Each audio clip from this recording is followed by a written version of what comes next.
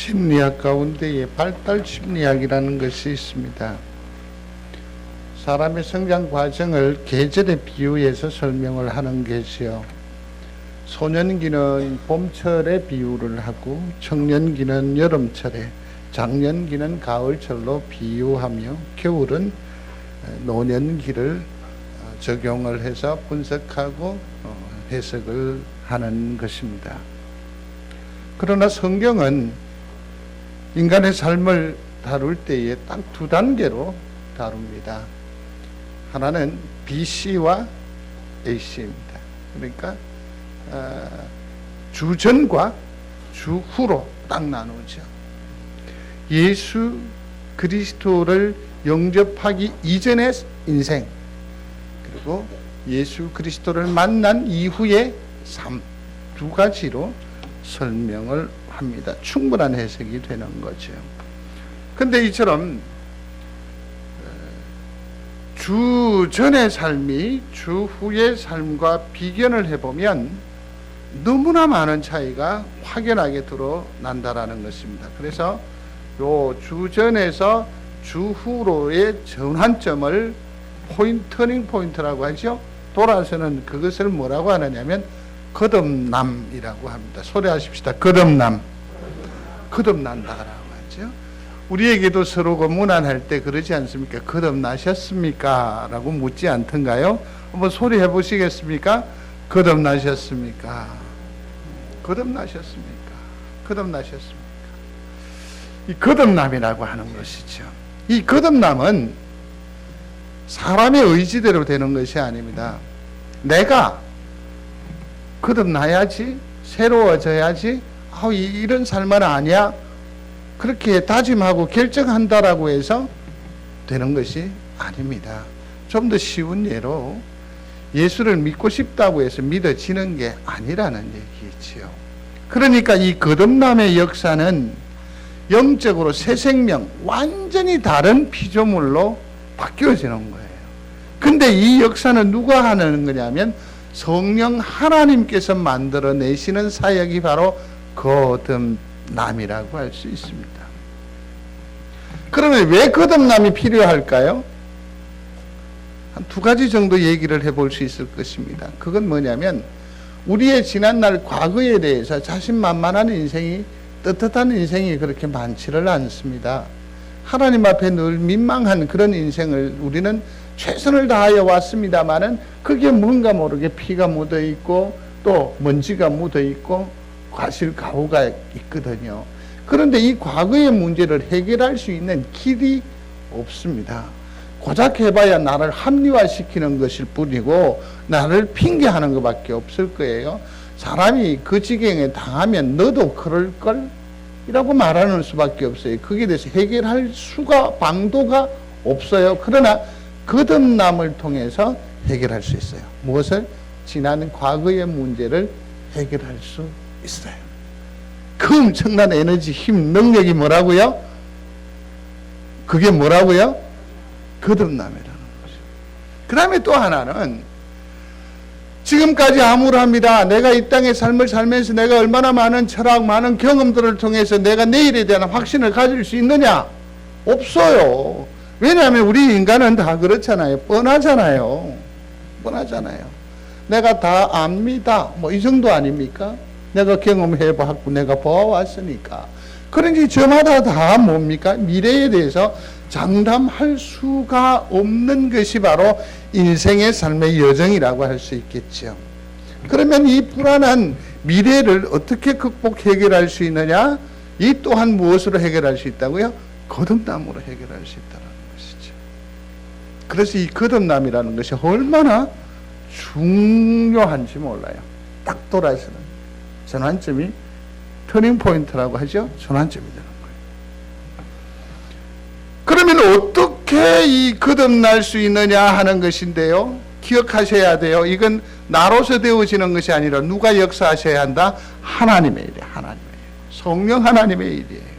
그 다음에 또 여기에서 이 땅 위에서 우리의 어떤 그 모습 가운데에 그러한 것들을 주장하는 것 중에 하나는 시스템이에요.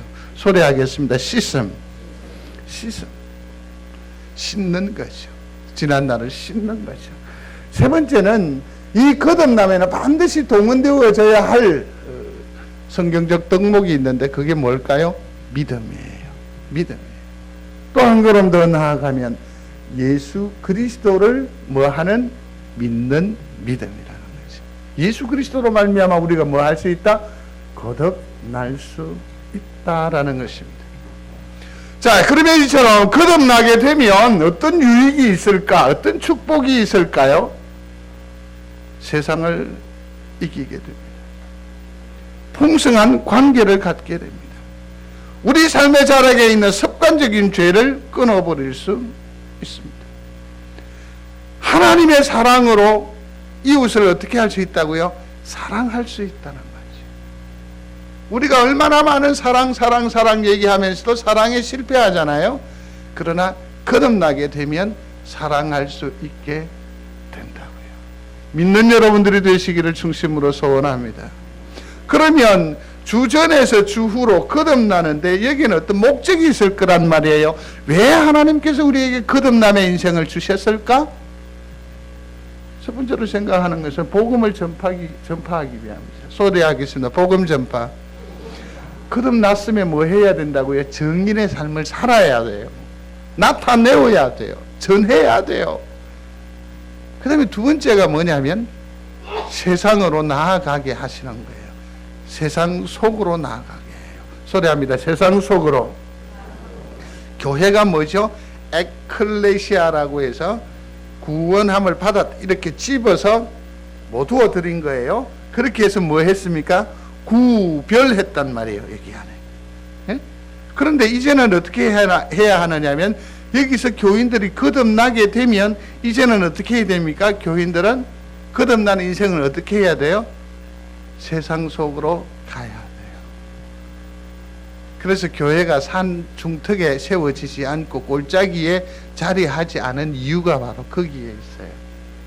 그래서 진정 거듭난 성도와 거듭난 교회는요, 사람 모으는데 집중하는 것이 아니라 어떻게 합니까? 구원받은 사람들로 사명자라서 어디로요? 세상으로 내어보내는 거예요. 흩어내는 것이 뭐라고요? 교회라는 거예요.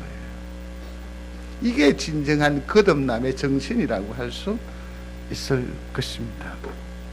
오늘 함께 하신 사도행전 9장에 사도행전의 저자가 누구죠? 바울. 너무나 자신만만하게. 사도행전의 저자는 누구다? 누구라고요? 이 두 번, 세 번 물으니까 갑자기 표정이 바뀌는 것 같아. 여기 두 분이 답을 해결하세요. 누구라고요? 바울. 김한 집사님 맞습니까? 신랑한테 물어볼게. 누굽니까? 바울 맞습니까? 택도 없는 소리. 맞는데 계속 성도들을 향해서 내가 사랑한다라고 말하고 좋아한다라고 말하는 성도 앞에 만나 그럴까? 눈치도 없기는. 엄마한테 물어봐. 사도행전의 저자는 누구죠? 네? 누가시오? 아시겠습니까? 소리하십시오. 누가? 까불고 있어. 누가는 8장까지 역사를 기록하다가 갑자기 9장이 넘어오면서 누구를? 사울을 소개를 해요. 사울을. 근데 이 사울이라는 사람의 주전의 삶을 한번 먼저 우리가 검토를 해봐야 돼요. 이 사람은 어떤 사람이냐면 히브리인 중에 히브리인이에요. 교육을 받았는데 아주 똑똑한 사람이에요. 가말리엘의 문화생이라고 했고요. 그 다음에 이 사람은 아주 그 신앙에 있어서 돈독함이 있어요. 그게 오늘 본문에도 나타나 있습니다만은 예수님을 그리스도와 주로 믿는 자들을 그가 어떻게 한다고요? 끄집어내어서 박해를 하는 열심히 있는 신앙이었어요. 거기 보면 여전히라고 했으니까 이 사울은 그냥 그 예수 그리스도를 믿는 유대인들과 또 다른 공동체, 그러니까 쉽게 말하면 유대인들의 모임의 중심은 어디입니까?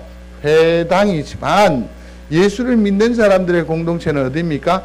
교회. 그래서 소위 말해서 교회 다니는 것들은 다 인간 뭐라고요? 쓰레기라고 생각합니다. 죽여 없애야 돼요. 끌어내어야 된다라고 생각을 합니다. 나름대로 이유가 있습니다. 나름대로 이유가 있습니다. 예수 그리스도를 세상에 하나님의 아들이라고 하는 거죠. 신성모독하는 것 아니에요. 또 지금까지 우리의 전통과 우리의 의지와 우리의 능력이 되었던 성전을 3일 만에 헐고 3일 만에 세우겠다라고 하는 주의 교회를 욕되게, 주의 성전을 욕되게 한단 말이에요. 그 다음에 가만히 있는 우둔한 백성들을 어떻게 합니까? 선동을 해서 들로 산으로 끌고 다닌다라는 것이죠. 군중몰이를 한다, 인기몰이를 한다라는 것입니다. 특별히 예수 그리스도가 돌아가신 그게 뭡니까? 십자가에 못 박혀 돌아갔거든요. 신명기 21장 23절 하반절에 보면 나무에 달린 자는 하나님께 저주를 받았음이니라. 성경에 분명히 명시가 되어져 있는데 하나님으로부터 저주를 받은 저 인생을 주라고 말합니다. 그리스도라고 고백한다는 것이죠. 이 정신없는 것들이. 그래서 그는 대제사장에게 공문을 받아서 다메섹 이 어간이라고 하면 예루살렘 지경을 피하여 갔잖아요. 예루살렘에서 더 이상 박해가 심해지니까 거기에서 살 수가 없고 거기에서 신앙을 지켜갈 수 없으니까 이 약한 사람들이 어떻게 합니까? 떠나잖아요. 길 떠난 사람이에요. 그렇게 피하여 가 있는 사람은 최소한 어떻게 합니까? 도망갈 구멍은 좋아야죠. 그런데 여인은 그 열심이 어떻습니까? 쫓아가서 그것도 집 안에 있는 사람은 끌어내어서 박해하려고 공문을 손에 쥔 사람이 바로 사울이에요. 우리가 지난 시간에 살폈습니다만 스데반이 설교를 하다가 돌을 맞습니다. 피범벅이 되잖아요. 살점이 떨어져 나갑니다. 그러한 처참한 자리에서도 그 사람들이 스데반의 옷을 던져서 누구에게 던집니까? 사울 발 앞에다 탁 던지니까 사울이 어떻게 생각합니까? 당연하게 생각했다라고 성경이 말하고 있어요. 누가 기록합니까? 누가가. 이 정도로 완악한 사람입니다. 그는 과연 훗날 그가 고백합니다. 나는 회방자라고 했고 나는 핍박자라고 했고 나는 죄인 중에 괴수라고 말할 정도로 그는 교회의 적이었습니다. 원수였습니다. 그런데 다메섹 도상을 지납니다. 여전히 그 목적을 가지고 갑니다마는 다메섹 도상에서 하나님의 귀한 교회사의 주인공으로 변화가 됩니다. 주전, 주후의 인생의 전환점이 다메섹 도상에서 이루어집니다. 여기에서 우리가 먼저 생각해야 할 것이 있습니다. 그건 다름이 아니라 이 다메섹 도상에서의 사울이 바울로 회심하는 돌아서는 거듭남의 이 놀라운 이 사건은 순전히 누가 주도적으로 감당하셨다? 하나님께서 감당하신 거예요. 사울이라고 하는 사람의 목적과 계획은 무엇입니까? 예수 믿는 사람, 그 돌을 쫓는 사람들을 잡아다가 박해하는 것이지만 사실은 그 하늘 위에 사울에 대한 하나님의 계획과 목적은 뭐냐 하면 그를 어떻게 한다고요? 변화, 거듭나게 하는 하나님의 계획과 사울의 계획이 여기에서 충돌한 사건 현장이 바로 다메섹 도상이라고 할 수 있습니다. 사랑하는 성도 여러분, 이곳이 하나님의 뜻하심과 하나님의 계획하심과 하나님의 인도 섭리하심의 다메섹인 줄로 믿는 여러분들이 되시기를 바랍니다. 그러니 여기서 정말 눈을 열어야 돼요. 귀를 열어야 돼요. 그렇게 해서 하나님으로부터 다시 한 번 더 새로운 기회를 부여받는 복된 성도들이 되시기를 주의 이름으로 축원합니다. 다메섹 도상으로 진입해 들어갑니다. 그런데 호련이라고 했으니까 갑자기라는 얘기입니다. 하늘로부터 강한 빛이 있었더라. 강한 빛이 있었습니다. 훗날 오늘 9절에서 뭐라고 기록하던가요? 그는 3일 동안 앞을 보지 못한다고 할 정도로 이 빛은 매우 강렬한 것이었습니다. 그 주변에 함께했던 사람들도 다 느끼고 체험할 정도로 그냥 집중적인 것이었습니다. 그 다음에 또 하나의 특이한 현상이 일어납니다. 그건 뭐냐면 소리가 들린다라는 겁니다. 하늘이 열리고요, 거기에서 소리가 들린다라는 것이죠. 사울아 사울아, 너가 어찌 나를 박해하느냐? 당신이 도대체 누구냐? 박해하는 누구라? 예수라고 하는 거죠. 소리가 들려요. 빛과 소리가 동반된 이 사건에서 우리가 반드시 기억해야 할 것이 있습니다. 이건 뭡니까? 하나님의 역사라는 것입니다. 하늘의 일이라는 것입니다. 하늘이 열려. 예수 그리스도께서 이 땅에서 사역을 본격적으로 시작하실 때에 그가 하나님의 아들이고 그가 전하는 복음이 얼마나 우리에게 필요적절한 것인지 하늘이 보증하지요. 어떻게 합니까? 하늘의 문이 열려집니다. 비둘기 같은 성령과 더불어서 소리가 들려지지요. 그게 무엇입니까? 내 사랑하는 아들이라고, 그의 말을 들으라, 따르라라고 말씀하시죠. 이 소리죠. 이 소리. 사울에게 있어 이 거듭남의 결정적인 역할을 하는 것이 뭐냐면 바로 빛과 소리. 빛과 소리. 빛은 곧 하나님을, 그 존영을 자체를 말하는 것이고, 소리는 하나님의 음성, 말씀을 말하는 것이겠죠. 성도 여러분, 하나님을 보고 하나님의 음성을 듣는 은혜가 성도들 중에 있게 되기를 중심으로 소원합니다. 그렇게 될 때 우리는 인생을 전환할 수 있어요. 턴할 수 있다. 그 이전에는 잘 되지 않습니다. 문제 해결 때문에 늘 고민합니다. 좌절합니다. 무너집니다. 깨워집니다. 그러나 성도 여러분, 사모하시기를 바랍니다. 하나님이여 나에게 빛으로 함께하여 주옵소서.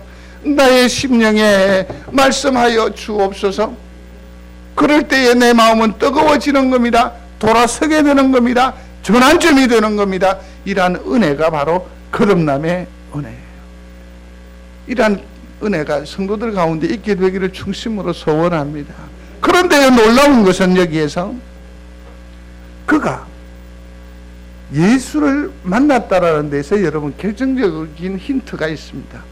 그냥 막연히 예수를 본다라는 것이 아니라 자세히 한번 생각해 보십시오. 스데반이 돌에 맞아서 순교하는 그 현장에서 사울이 유심히 살폈거든요. 유심히 살폈는데 이 정신 나간 친구가 돌에 맞으면 아프다고 해야 하잖아요.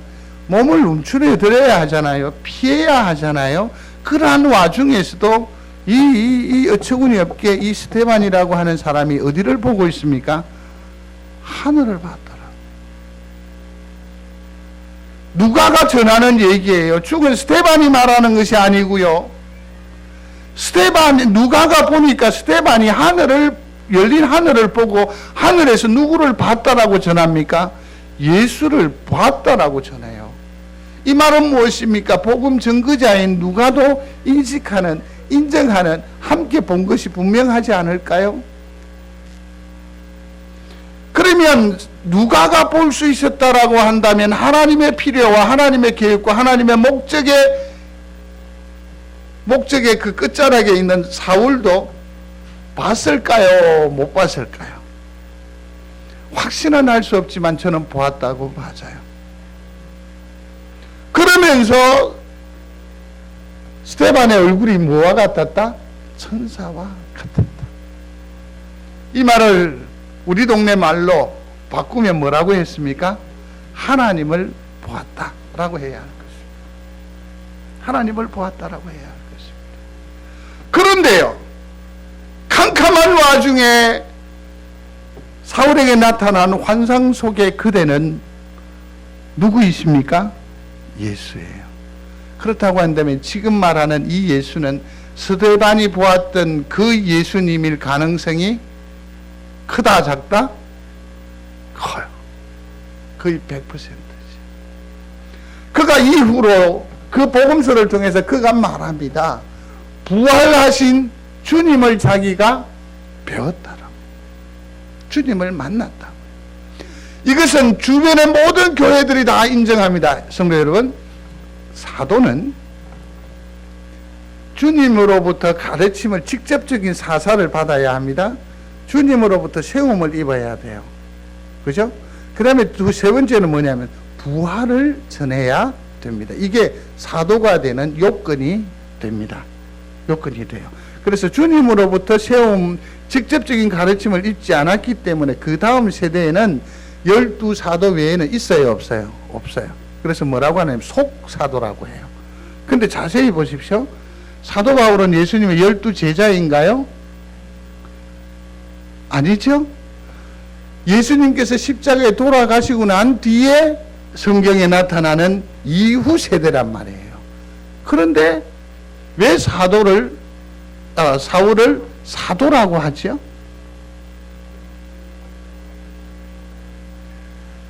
그냥 환상으로 예수 그리스도를 본 것이기는 하지만 이 환상의 그 강렬함이 모든 사람이, 예루살렘 교회가 나중에 아시겠습니다마는 그가 식음을 전폐하고 무너집니다. 그리고 하나님으로부터 부르심을 입게 되지요. 이방을 위한 사도로 직접 세움을 입어요. 그렇게 해서 예루살렘 교회로 들어오는데 교회에서 받아줍니까? 안 받아줍니까? 안 받아줘요. 못된 놈, 우리를 박해하던 사람.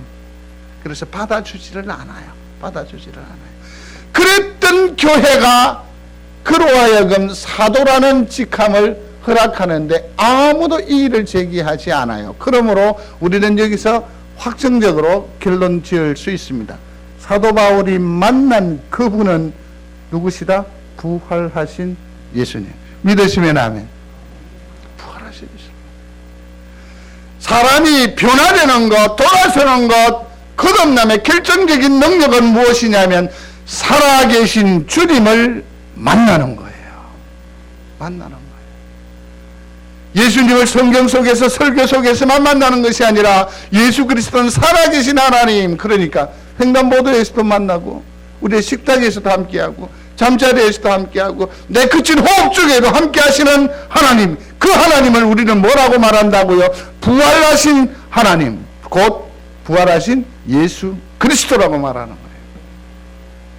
믿음하는 성도가 되시기를 중심으로 소원합니다.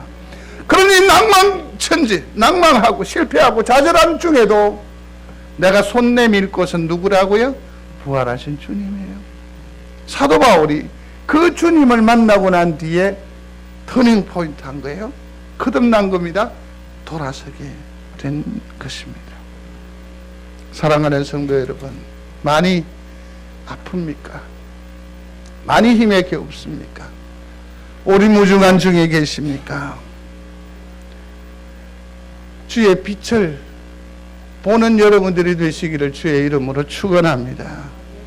잠자리에서든 참으로 난감한 처지에서든 주의 음성을 듣는 복된 성도가 되시기를 바랍니다.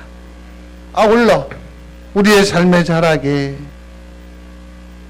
예수 그리스도가 늘 살아 역사하시는 것을 날마다 느끼면서 누리면서 사는 우리 귀한 성도들이 다 되시기를 주의 이름으로 축원합니다. 이게 우리로 하여금 힘있게 사는 삶이에요. 그런데 이 다메섹 체험을 통해서 사울에게 일어난 신체적인 변화가 있습니다. 그건 뭐냐면 보지 못하는 겁니다. 그리고는 뭡니까? 식음을 전폐하는 엄청난 데미지가 있어요. 지난 주간에 한 분과 한 번 통화할 때마다 1시간 넘게 통화한 분이 계십니다. 그분이 얘기하시는 것은 나는 예수님을 만났다. 근데 그 치가 예수님을 만나야 된다. 그래야 이 사태의 종결을 볼 수 있다라고 얘기를 하더라고요. 그래서 하나님은 언제 봤느냐? 어떠냐? 한참 얘기하다가 내가 하나님을 본 게 아니고 내가 예수님을 만났거든. 말이 좀 바뀌더라고요. 바뀌더라고요. 근데 저는 이렇게 생각을 했었습니다. 성도 여러분, 하나님을 만나시는 은혜가 있게 되기를 중심으로 소원합니다. 하나님 만나면 얼마나 좋을까요? 그런데요, 하나님을 만난 사람들의 역사를 여러분들이 연구를 하셔야 합니다. 이사야는 우시야 왕이 죽던 때에 성전에 들어가서 하나님을 환상을 통해서 봐요. 그리고서는 그가 어떻게 하나요? 거꾸로 서요. 거꾸로 서요. 베드로는 주님을 배신하고 제자리로 돌아갔다가 예수 그리스도를 만나요. 그리고서는 그가 내뱉은 말이 뭡니까? 제발 주님, 나를 떠나주십시오. 주님을 만나는 것은 엄청난 충격이에요. 엄청난 충격. 야곱은 야복 강가에서 하나님을 만났단 말이에요. 그러고 나서는 그가 훗날 12아들을 축복하는 자리에 나올 때에 지팡이를 짚고 나와요. 쩔뚝쩔뚝. 그때 입은 상처예요. 평생을 그는 뭡니까? 다리를 절었다라는 것이죠. 하나님을 만나고 난 뒤에 그 인생이 전환되는 것은 참으로 복되고 우리가 기대하고 사모할 은혜이지만 거기에 대한 대가는 실로 엄청난 것입니다. 엄청난 것입니다. 황 목사가 신학에 이제 전환을 하게 됐잖아요. 그러니까 제일 첫 번째로 일어나는 변화가 뭐냐면 친구들이 떠나가는 거죠. 굉장히 재미가 없잖아요. 저가 이제는 성가대도 떠나야 되고, 그 다음에 제가 군대에서 폭력을 안 썼습니다. 제가 군대에서 맞지도 않고 때리지도 않았습니다. 진짜 여러분들은 안 믿네요. 그 표정이라도 좀 그렇게 하면 좋겠는데, 언제 한번 군대에 같이 생활했던 한 친구가 신앙생활을 한다는 사람이 있는데 그 친구를 끌어와서라도 내가 간정을 한번 시켜야 되겠네요. 딱 두 가지 군생활에 있어서 저에게 흠결이 있습니다. 고백을 하면, 하나는 양종태라고 부전시장에 가면 지금 장사하고 있습니다. 왜 이렇게 뭐 이렇게 지금도 하고 있던데, 양종태. 항아사님은요 진짜 좋아요. 근데요, 먹는 것만 좀 양보하면 천사라요.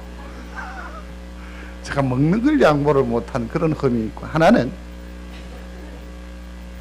이 힘을 안 쓰니까 뭘 하게 돼요? 욕을 그렇게 많이 했었어요.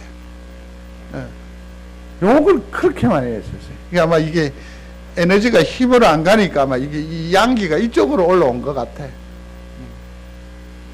근데 본격적인 사역이 접어드니까 이 구수하고 이 적나라하고 이 통쾌한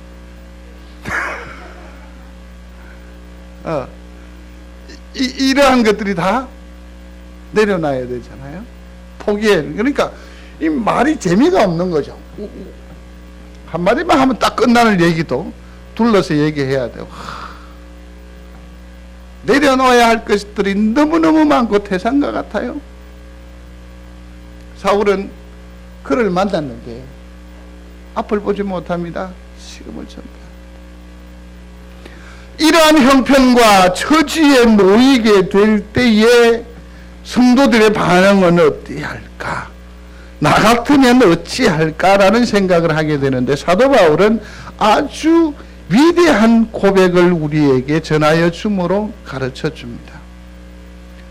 우리가 다 땅에 엎드러지며 내가 소리를 들었으니 히브리 방언으로 이르되 사울아 사울아 네가 어찌하여 나를 핍박하느냐 박해하느냐. 가시채를 뒷발질하기가 네게 고생이니라. 가시채가 뭔지 아시죠?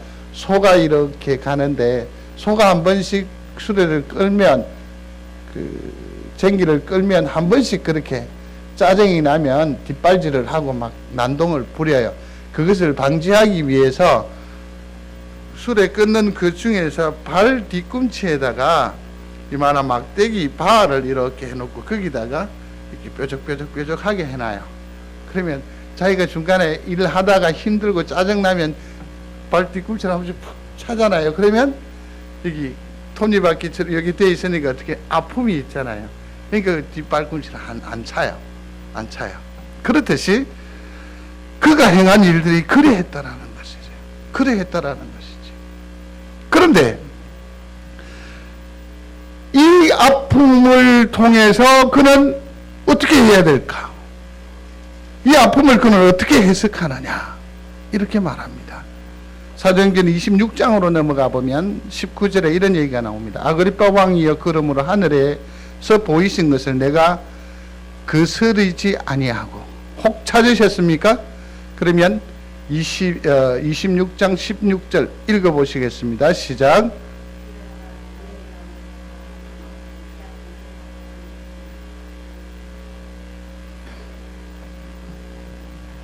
26장.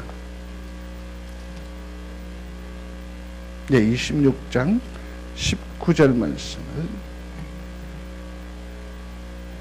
같이 읽겠습니다. 아그리빠 왕이여 그러므로 하늘에서 보이신 것을 내가 거스르지 소리하십시오. 거스르지 아니하고. 아파 죽겠는데 너무너무 답답한데 두려운데 그것이 어디에서부터 행한 일이라고요? 하늘에서 보이신 하나님께서 내게 행하신 이 일임으로 내가 어떻게 했다? 거스르지 아니하고. 그것을 어떻게 했다는 얘기입니까? 받아들였다라는 얘기입니다. 정말 사도 바울은 대단한 신앙의 모습을 우리에게 보여주고 있습니다. 하나님께서 내게 행하신 그 일을 내가 거스르지 아니했다. 그래서 그 아픔을, 그 대가를 어떻게 했다라고요? 수납했다라고요.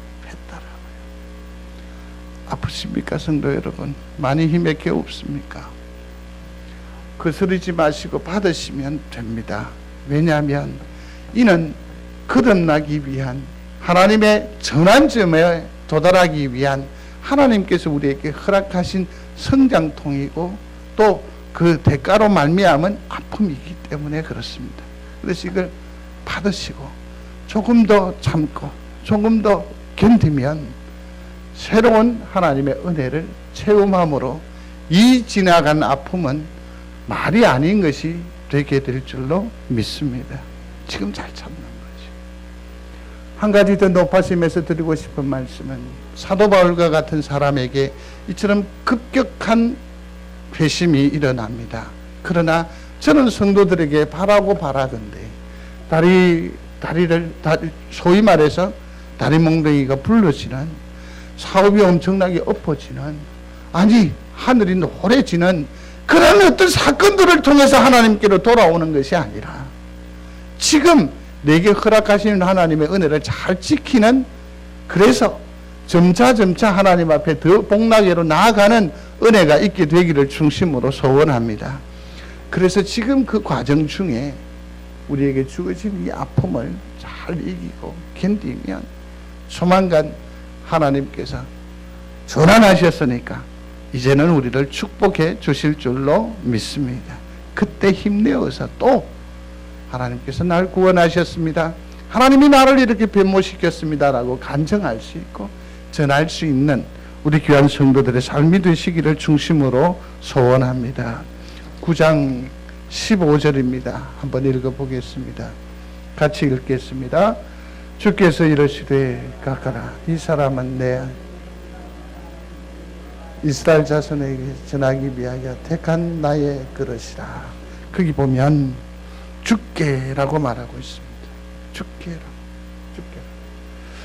주께로부터 목적함을 받은, 주께로부터 의미 있는 인생으로 우리를 부르셨습니다.